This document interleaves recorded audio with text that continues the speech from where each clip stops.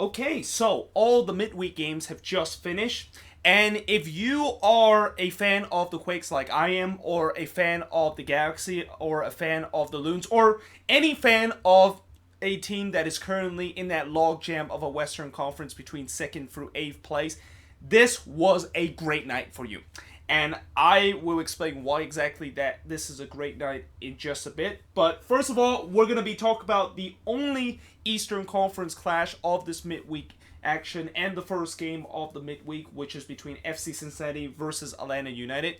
And as predictably, Atlanta United was able to grab a 2-0 victory against FC Cincinnati on the road, and they take advantage of the free points of the season facing against FC Cincinnati on the road. But it was definitely not easy. And FC Cincinnati, they definitely showed some fighting spirits against Atlanta in this game. Although, in the first 15 minutes, Atlanta absolutely dominated the game. Like, they absolutely dominate the possession to a point where I think 15 minutes into the game, there was a graphics that show Atlanta had 85% possession compared to FC Cincinnati only had 15% possession. I mean, it was just a one-way traffic kind of game, and I thought, yep, it looked like Atlanta most likely could eventually get a couple of goals here. But you got to credit FC Cincinnati. They did a good job in terms of defending and making sure they do not let Atlanta had any chances to put the ball into the back of the net. And themselves actually looked very dangerous on the counter-attack and also on the set piece. And that in the 30th minute, they had a massive chances to go up 1-0 in this game. And it was a corner coming into the box. One of the Cincinnati player was able to hit it, but Brad Guzan made an absolute big save to keep that one out. And then as he made that save, it looked like the ball was maybe going to trickle into the back of net, but fortunately, while the Atlanta player was able to kind of hit that one off the line as he was hugging the front post. But yeah, that was a massive opportunity for FC Cincinnati to give the 1-0 lead. And then as the half goes on, both teams had a couple of half chances to potentially get the first goal, but we head to halftime with a goalless game. Now, in the second half, for the first 10 minutes, it was kind of the exact same thing. Both teams had chances to potentially put the ball into the back of the net, and that FC Cincinnati had a couple of half chances to potentially get the surprising opening goal.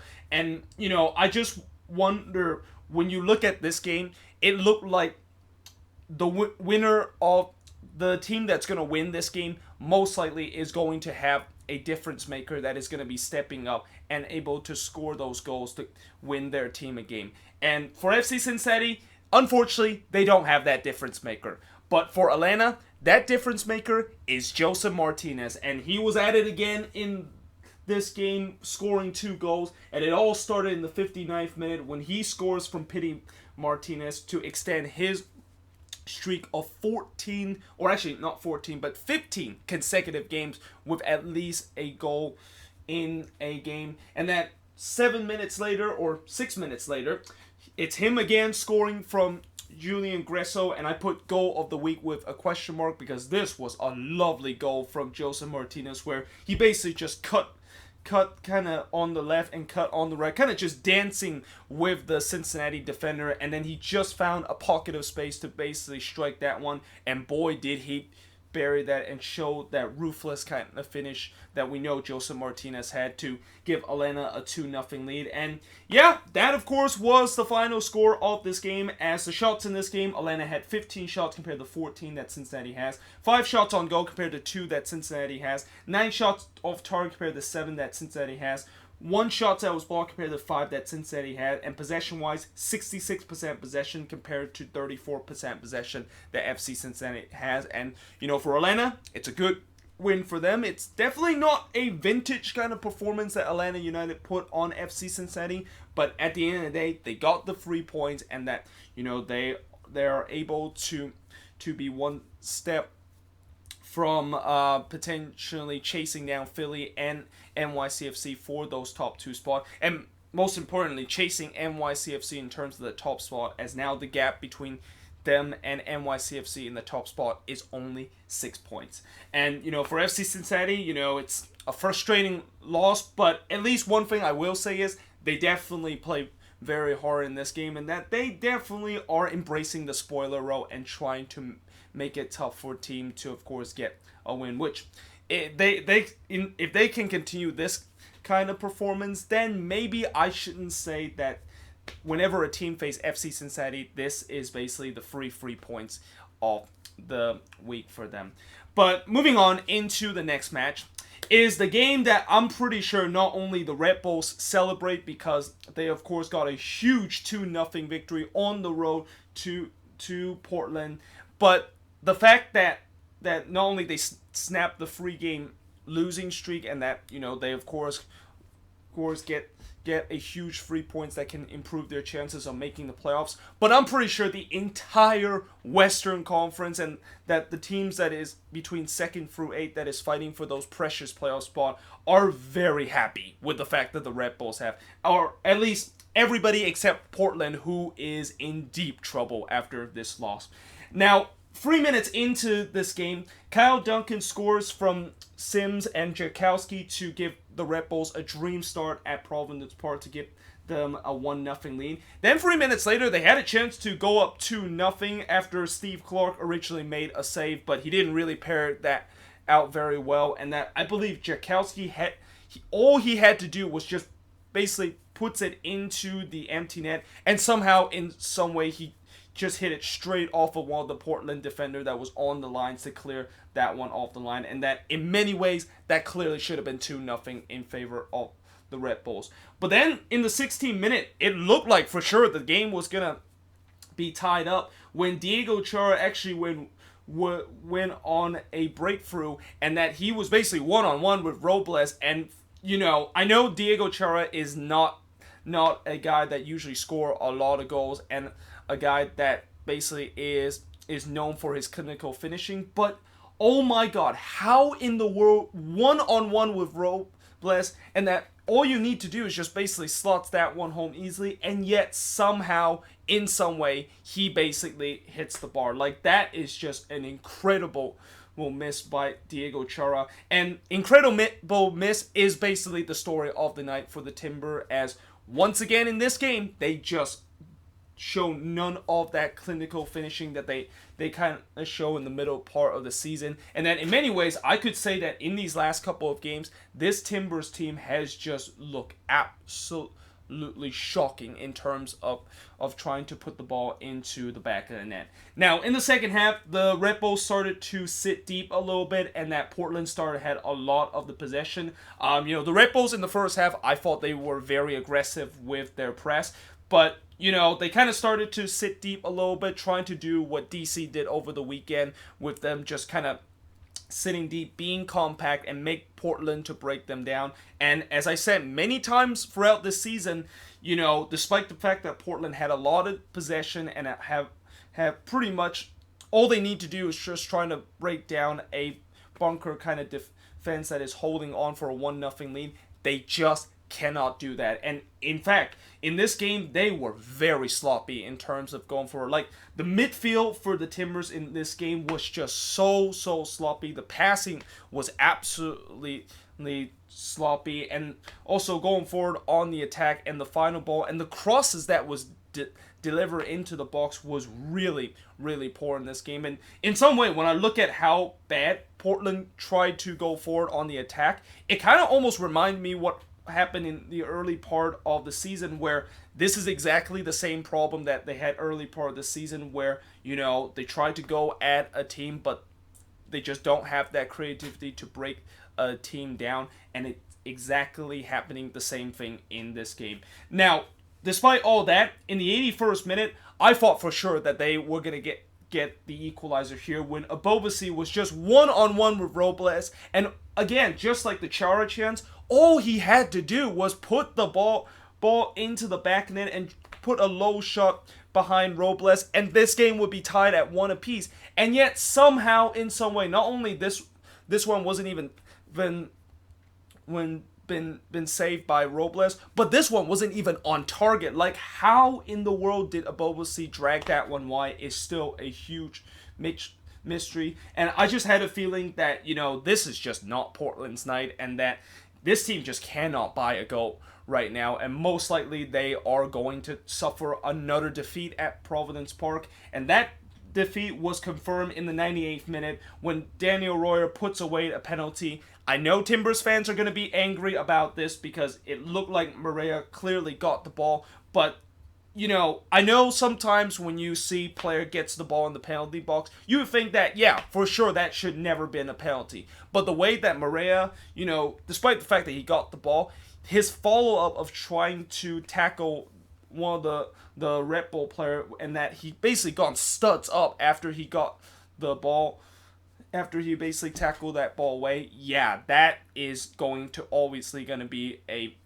penalty, and that no matter if you get the ball or not, as long as you decided to go studs up and try to pretty much break somebody's leg, that is obviously going to be a penalty, and that it could have easily been a red card in that instant. But, as I said, Royer was able to put away the penalty and pretty much put away this game. And yeah, the Red Bulls with a huge 2-0 victory in this game. And in terms of shots in this game, 19 shots compared to 15 that Portland has. 3 shots on goal compared to 6 that the Red Bulls had. 9 shots off target compared to 8 that the Red Bulls had. 5 shots that was blocked compared to 3 that the Timbers has. And possession-wise, 59% possession compared to 41% possession. And as for the Timbers, boy, I think it is really panic time for the Timbers right now, because this is now the 5th loss that they have suffered at Providence Park, and out of those 5 losses that they have suffered, this is the 4th one in the last 6 home game. Like, nobody would have thought that when the Timbers heading into this heavy home stretch where they would be still kind of battling for the playoff position, and that they would just struggle so much at home, more than they probably would be on the road. But here they are. I mean, they are just really struggling right now at home. And really, if you look at the last 6 home game, and even in some of the wins that they had at home, it wasn't really convincing whatsoever. Like in that Sporting KC win, if it wasn't for that late winner by Abobosi, that would have been another game that Portland dropped points at home. And then in that RSL game, they of course did get the only goal from Valeri early in the game, but that game could have gone either way if RSL would have been more clinical in that one. So, yeah, I mean, the Timbers have just not looked good at all in the last 6 games, and it just felt like this team is just collapsing in front of my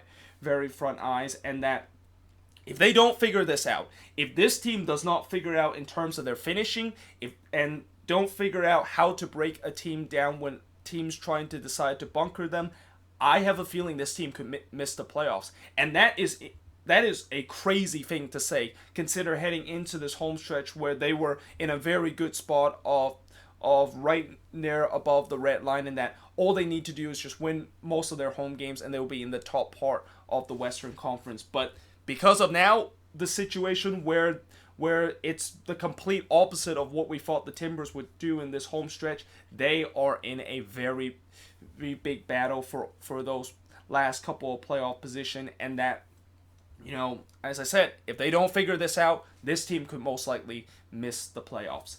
Now, moving on into the final game of this week is a 0-0 draw between Seattle and FC Dallas, and I basically can just sum up at that point. Okay, yes, I will try my best in terms of talking about this game, even though there wasn't really much that happened in this game. Like, in the first half, yeah, it was very, very boring, and that, both teams had a couple of, you could say, ambitious half chances to get the first goal, but there was really nothing happened in the first half. Like, you could have literally missed the first half in this game and you wouldn't really miss anything whatsoever. It was just a very sloppy kind of first half, and the second half was the same story too. Like, it was just very sloppy from both teams, and that, I would say that the defense for both teams was relatively good, and that certainly for Dallas, their defense in this game was at least 4 times better than the defensive shape that they were in over the weekend against the Chicago Fire, and that, they definitely were better in terms of defending, but it's also part of the fact that Seattle just could not have any answer in terms of the attacking end, and that goes the same with Dallas. Now, things did kind of get interesting a little bit late in this game when Aringa got his second yellow card and gets sent off in the 88th minute, and that maybe Dallas could potentially take advantage of that and maybe get all 3 points, which would be a massive 3 points for Dallas to get away from home. But unfortunately, they weren't able to take advantage of that. And at the end of the day, after kind of a very sloppy and kind of very lifeless kind of game, it's only fitting that this game ends in a 0-0 draw. And then in terms of shots in this game, 14 shots compared to 9 that Dallas had. 3 shots on goal for both teams. 7 shots off target compared to 2 that Dallas had. Both teams had 4 shots that was blocked. And possession-wise, 60% possession compared to 40% possession that Dallas had. And, you know, the good news for Dallas is that at least they got a point on the road against Seattle, which is a place that is not easy to get a point. And that, you know, with this draw, I would say that, you know, I think they're kind of started to maybe prove me wrong, the fact that they are going to just collapse down the stretch, and that I think in previous season, if this was the Dallas team faced Seattle in previous season, no doubt that Dallas would have lost this game. But the fact that down the stretch, you know, they are still fighting tough and try to stay relatively near the red line so that on the final day they might have a chance to either be above the red line or just below the red line, where a win for them can get them into the playoffs. At least they're still fighting hard in terms of that playoff position. And as for the Sounders, yeah, you know, this is a frustrating draw at home against a Dallas team that just completely got ringed up by Chicago on the road, and that they were facing a Dallas team that also isn't very good at home. But, you know, now they, of course, will hope that, you know, this draw will not cost them drop in the Western Conference. I mean, they're still in a very good position in second place, but teams below them are not really that far away from them, and that I believe Minnesota is only 2 or 3 points behind Seattle, and that goes the same with RSL. So Seattle's got to be a little bit careful where, you know, if they go on a cold kind of run in the latter part of the season, they could easily find themselves dropping down the Western Conference. But that being said, I hope you guys enjoyed this video. If you do, make sure you guys leave a like, smash that subscribe button, and yeah, I, of course, will see you guys next time, and I'll see you guys tomorrow for the preview of what would be a huge match week coming up in the MLS season.